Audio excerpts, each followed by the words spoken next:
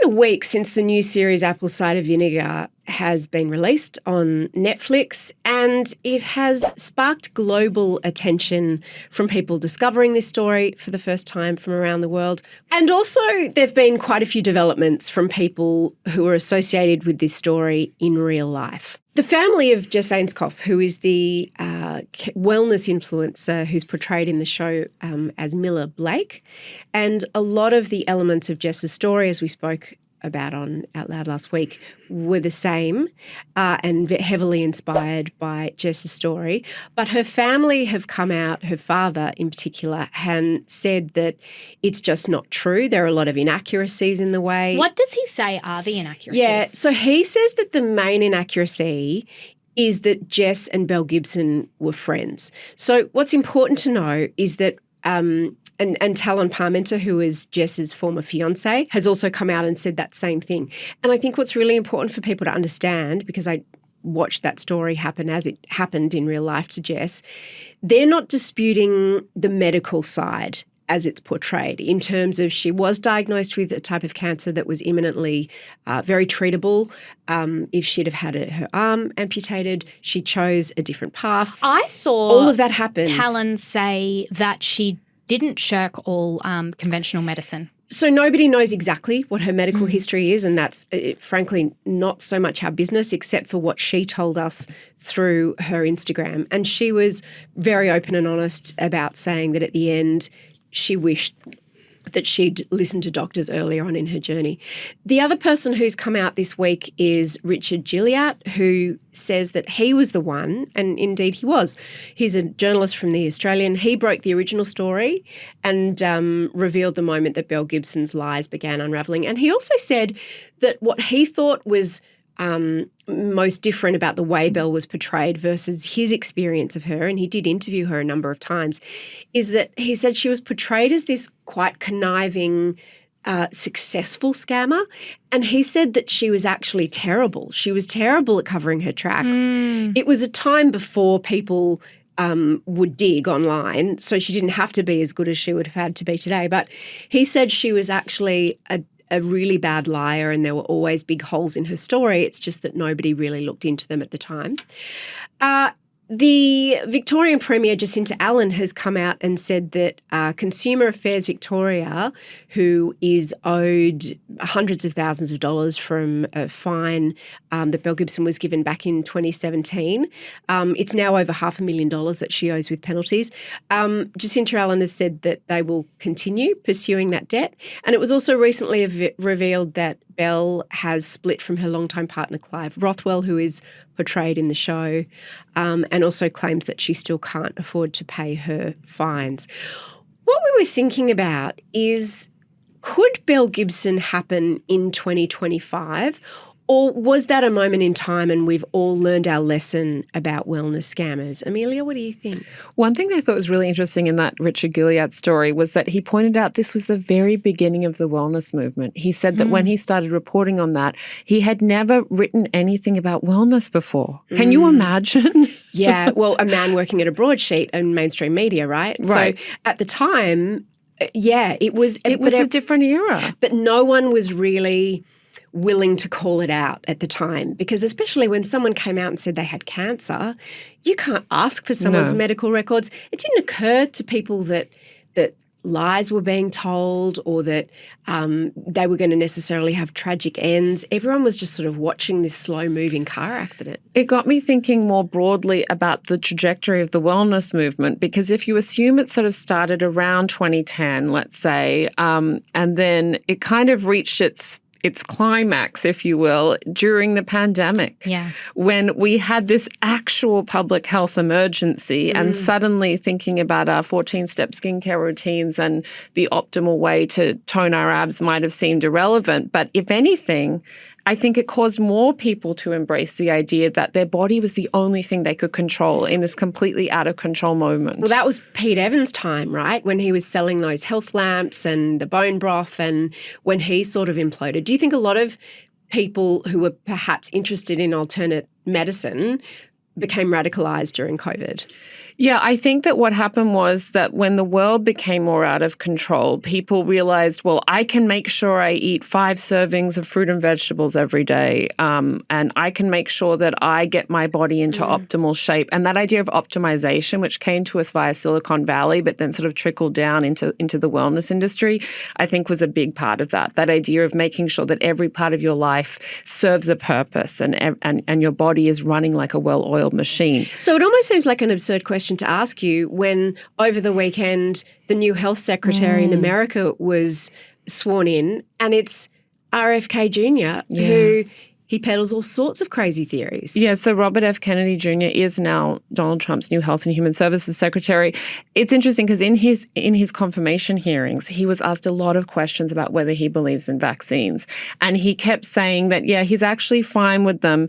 The way that he would make an official distinction is that he thinks that people should make their own choices about vaccines. Now, of course, that kind of undercuts the whole purpose of vaccines, which is herd immunity. But Caroline Kennedy, his cousin, came out with a video before his hearing where she said he vaccinates his kids.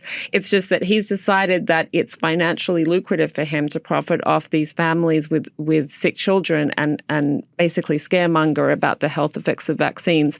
Broadly speaking, I think that his appointment really shows that the Make America Healthy Again movement has fully taken flight. Are you familiar with this? Basically, This is MAHA? Yeah, MAHA. So basically it really emphasizes integrative and holistic medicine, reducing environmental pollution, eating healthy. Look, all of this sounds great, obviously. I don't think anyone at this table would disagree that those are worthy goals, but I think there is a darker side to it, which says your health is solely your responsibility. The government needs to get out of helping you live a healthy life. And if you get an illness or a disease, it's kind of on you. And one example of that is that at his hearing, he said that we should study the origins of chronic illness over researching infectious diseases. Now, I think that most people, certainly most scientists, would probably say we should do both. Let's figure out how to fix obesity and make sure that we prevent the next airborne pandemic. What Apple Cider Vinegar did so well that I think actually plays perfectly into this MAHA moment is that the wellness movement and the MAHA movement both have a point. Like they have a real point. And Jess's family coming out and saying don't put her alongside Belle Gibson, I think that's fair because Jess really had cancer and that's what they're trying to say too. And that is a totally different thing. The wellness movement, people who talk about holistic or alternative remedies aren't lying about their health conditions. That's like a separate thing. But some of them are. Well, but it's a total anomaly, like that someone would lie about it. And I think the question of whether or not it would happen today is an interesting one because I keep seeing a lot of commentary and criticism about the role that the media played in this. But hang on, don't we have these – we just had an Australian parenting influencer arrested a couple of weeks ago for faking an illness. Allegedly in her child and actually allegedly harming her child. So in that way, the onus I think has to be on the media in terms of what they platform and doing their due diligence. If you've got someone on your morning TV show saying that eating... How do you do that, Jessie? Do you ask them for their medical records? Well, this is what I mean. If they're sitting there saying you should do a coffee enema, it'll cure your cancer, whether or not they have cancer, I don't think you should platform them because every scientist in the country will tell you that's not true. But we cannot, and this is something I don't know, it comes up in the show, but there is patient-doctor confidentiality. We cannot access people's health records. If someone comes out and says, if Belle Gibson emerges now and says she has cancer, we can't prove or disprove that. What undid this whole case was actually following the money. Yeah. And one of the things I was most surprised to learn was about the 5-year-old boy who in real life she pledged to give him an enormous amount of money for surgery. And that was true. And she never gave it to him and he died. What Jess's father and former fiancé have objected to, again, is not so much the portrayal of her medical story, but it's the idea that she was somehow parallel to Belle Gibson, that she cared about Belle Gibson, that she wanted to enact revenge on Belle Gibson at the end of her life. None of that happened. And I have to say, I wasn't aware of any of that sort of connection Which is watching it at the time. Mila was understood to be an amalgamation of a few different people and wasn't given the real life name of Jess. And so I think we've got to be really careful in talking about it. Belle wanted to be like Jess. Like that part is true, clearly, because Jess was much more famous. Yes, but we have to be careful to not say that Mila is Jess because she's not. Belle did turn up at Jess's funeral, though. Yeah. That's true. Just back on that question of whether it can happen again, though, Jessie, I think you made a really interesting point, which is that people are feeling tired, exhausted, run down, stressed, anxious, can't sleep. That's been happening ever since we got smartphones, basically. Yeah, and we're searching for solutions. And the conspiracy that institutions, that governments, that pharmaceutical companies, that what we eat is making us sick. It's not totally a conspiracy. It's not totally off The base. pharmaceutical industry in the US especially, it's a for-profit medical system. I watched a movie recently called Dark Waters with Mark Ruffalo about a company that put toxic chemicals in its water supply, and this whole town, people were getting cancers and autoimmune diseases. The erosion of trust in institutions is real and justified. And Even in Australia, they've been finding certain chemicals in dams. But back to the point of could it happen today, and when you said about the mainstream media needs to be careful who they platform, are you kidding? It's not about the mainstream media. Who cares in 2025 who's on the Today Show or on 60 Minutes? It's about TikTok and Instagram.